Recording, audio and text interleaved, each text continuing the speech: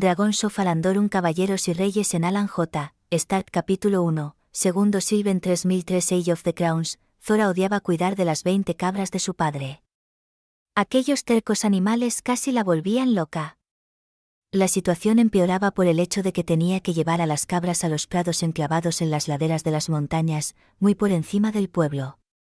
Solo allí había hierba gris, que al parecer sabía bien a los animales y daba a su carne una nota picante, lo que la hacía especialmente deseable para los habitantes de la costa norte.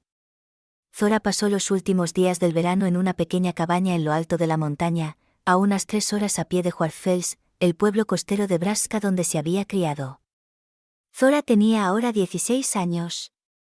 Ya había pasado 4 veranos sola en la cabaña, cuidando de las malolientes cabras. No tenía ni idea de cuánto tiempo más su padre le pediría que hiciera ese trabajo duro y monótono. Echaba de menos las fiestas de verano de su infancia. Sus amigos. Menos a sus 2 hermanas mayores, a las que su padre prefería. Quizá lo hacía porque eran más guapas. A diferencia de sus 2 hermanas de pelo lino, la cabeza de Zora estaba adornada con una espesa cabellera negra. Su rostro era más ancho y no tenía los rasgos delicados de las 2 que eran consideradas las bellezas del pueblo, lo que sin duda eran. Las pecas salpicaban las mejillas de Zora y su nariz parecía un poco demasiado grande. Los brillantes ojos azules de su madre Danya eran lo único que tenía en común con sus hermanas. Zora odiaba a su padre Erauen incluso más que a las cabras. El mayor de los Braska.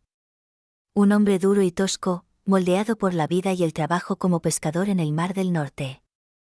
Él la quería fuera de su vista, ella no se lo imaginaba, lo sabía.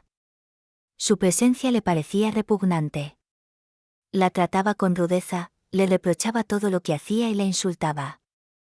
La amargura, la rabia y el odio se fueron introduciendo poco a poco en su corazón. Y aunque intentaron convencerla de que odiar a su propio padre era pecado, como le enseñaron los Dolman, los monjes del fuego del norte, no sintió remordimiento alguno. ¿Acaso un padre no estaba también obligado a amar a todos sus hijos?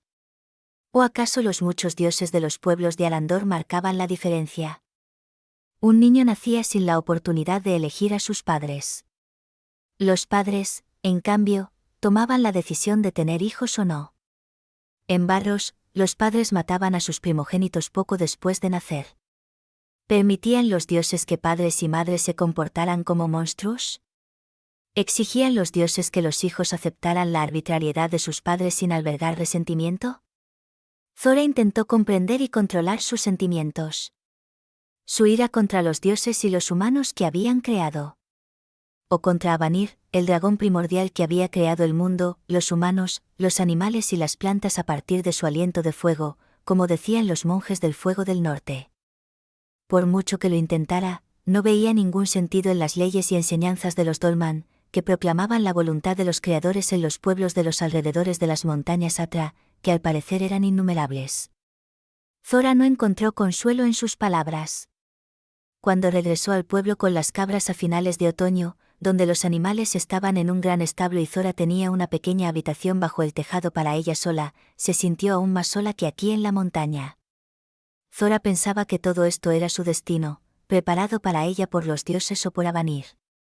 Los dioses le parecían unos padres estrictos que decidían la felicidad y la infelicidad de sus hijos. Tal vez por eso estos seres prepotentes se inclinaban más por los padres y las madres que por sus vástagos. Cuando volvió al presente de sus sombríos pensamientos, se dio cuenta de que Patki, una cabra con manchas rojas y blancas, había desaparecido. Zora se enfadó por su descuido. Nunca había perdido un animal. Al contrario. Ya había ahuyentado 2 veces a una manada de lobos y una vez incluso a un oso. Nunca podría perdonarse a sí misma si perdía a uno solo de los animales por su descuido. Sin embargo, a la testaruda Patki le gustaba mantenerse alejada del rebaño, que siempre permanecía cerca de Zora. Y le encantaba la hierba para pájaros que crecía más arriba en la colina. Zora estaba segura de que encontraría a la cabra detrás de las rocas. Subió por el único sendero entre las rocas grises, pero allí no encontró a Patki. Había una franja de hierba intacta bajo una escarpada pared rocosa. Terminaba después de unos 100 pasos, en una pendiente pronunciada.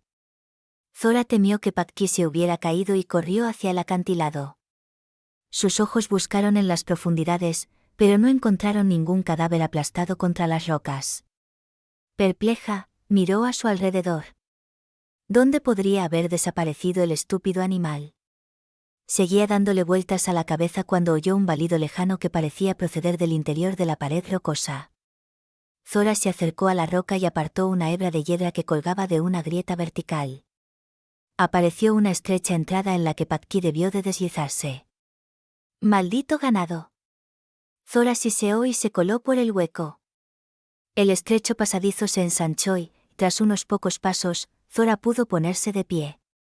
Una fría oscuridad la recibió en la cueva. Había un silencio sepulcral, como si el mundo que la rodeaba hubiera desaparecido de repente con el eterno susurro del viento. ¿Patki? Zora llamó a la oscuridad y desde el interior de la cueva llegó el balido de la cabra como respuesta. Zora sacó un pequeño tubo de cristal de la bolsa de su cinturón y agitó los escarabajos que había en su interior. Los insectos volaron furiosamente contra el cristal con sus abdómenes brillantes. Se encendieron con tanta intensidad que Zora casi quedó ciega. Un resplandor de luz se extendió por la gruta, como si un sol azul hubiera salido de repente en la oscuridad. «Patki». La voz de Zora volvió a atravesar la oscuridad. La cabra respondió de nuevo con su balido. Sonaba lejano. «Maldito seas», gritó la chica. «Puedes enmohecerte ahí abajo por lo que a mí respecta». La cabra volvió a balar, pero sonaba patética, como si estuviera herida o asustada. Zora descendió de mala gana a las profundidades. Estaba más enfadada con Patki que llena de compasión. Pero estaba aún más enfadada consigo misma. Si se hubiera dejado llevar menos por la autocompasión, nada de esto habría ocurrido. Zora trepó por los peñascos, se deslizó por una escarpada pared rocosa y se maravilló ante el resplandor rojo de la luz que llegaba desde más abajo de la cueva. Zora dudó un momento y se preguntó si no sería más prudente dar media vuelta. Miró hacia arriba y apenas pudo ver el pequeño resplandor del cielo a través de la grieta de la roca por la que había entrado en la montaña. Zora temía perderse aquí abajo, romperse una pierna o ser devorada por los GYGRYLS. Los duendes de las montañas que chupaban la sangre de los humanos y los dejaban como caparazones sin voluntad. Pero eso eran cuentos de viejas, se recordó Zora mientras seguía descendiendo. No obstante, seguía dudando de que hubiera algo de verdad en las historias sobre las horripilantes criaturas bajo las montañas. La cueva cambiaba cuanto más se adentraba Zora en la montaña. Se hizo más ancha y más alta. Cada paso que Zora daba era devuelto por el eco de las rocas y, antes de que Zora se diera cuenta, estaba de pie en una amplia sala de roca con estalactitas colgando del techo. Brillaban húmedas a la luz de un torrente de lava ardiente que fluía como un estrecho riachuelo en el extremo más alejado de la gruta. Patki se detuvo junto a una gran roca y miró fijamente a Zora, refunfuñando en voz baja. «Ahora tengo que ver cómo puedo subirte de nuevo», siseó Zora al animal y se acercó a él con cautela. «Quédate ahí». ¿Entendido? Cuando Zora agarró a la cabrita por el cuello para impedir que volviera a escaparse, se estremeció de horror. Lo que había creído una enorme roca era en realidad el cadáver de un dragón.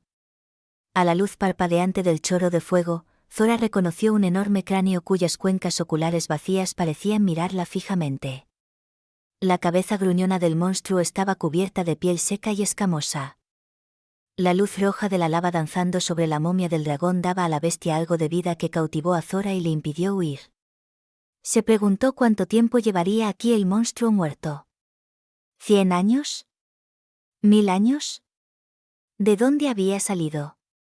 Zora rodeó al dragón y se maravilló de su extraña postura. Acurrucado como si se hubiera dormido plácidamente, con la punta de la cola bajo la barbilla y un ala enjuta extendida sobre el cuerpo como si intentara proteger algo. La curiosidad se apoderó de Zora, que se sobrepuso a su repugnancia para tocar a la bestia muerta. Zora apartó el ala todo lo que pudo. Alumbró la sombra con la lámpara de escarabajo y reconoció 3 huevos alargados, cada uno del tamaño de una calabaza. Patki refunfuñó como si quisiera disculparse por la pequeña excursión y volver a la luz del día. Zora dirigió una mirada amistosa al animal de manchas rojas y blancas. Has servido para algo más que para acabar en un plato. Zora cogió uno de los huevos. Era pesado, como un lingote de hierro de la herrería del pueblo. Sin embargo, parecía frágil y delicado. Lo guardó con cuidado en el bolsillo de su delantal y regresó con Patki, a quien tuvo que tirar del cuello.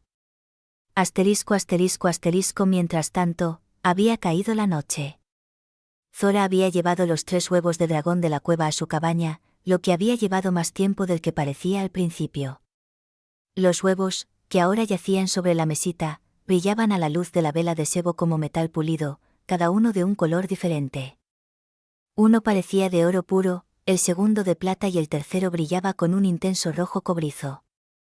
Las superficies parecían haber sido grabadas con delicadeza. Vio líneas curvas sobre las que brillaba la luz de las velas. Zora se preguntó si seguirían vivos. Como estaba tan excitada que no podía dormir, cogió el huevo de plata, regresó a la cueva y entró en el interior de la montaña. Quizá te conviertas en madre después de todo, dijo Zora al pasar junto a la momia del dragón tras el arduo descenso. La reluciente hilera de dientes blancos de la boca del dragón brillaba a la luz de la roca fundida. A Zora le pareció que la bestia muerta le sonreía. El calor emitido por la estrecha corriente de lava era tan intenso que a Zora le parecía imposible acercarse más de 3 pasos. Tuvo que abandonar su plan de poner el huevo en la roca fundida. De todos modos, era una idea demasiado arriesgada, ya que podía ser arrastrado por la corriente y perderse. Zora miró a su alrededor en busca de un lugar más adecuado para su proyecto y se dirigió al lugar donde la corriente de fuego brotaba de la pared de la cueva. La roca irradiaba un calor que le recordó a un horno abierto. Zora dejó el huevo con cuidado y retrocedió unos pasos. Las suelas de sus botas de cuero echaban humo. Zora se sentó en una piedra a cierta distancia y se las quitó. Se frotó con cuidado los pies doloridos y se quedó mirando el huevo, ensimismada. ¿Qué comen las crías de dragón? ¿Cabras? ¿Y beben leche o agua? Por su mente pasó la idea de que acababa de cometer una estupidez. Primero hacer, luego ver, había dicho siempre su abuelo, y en aquel momento parecía la sabiduría de un erudito.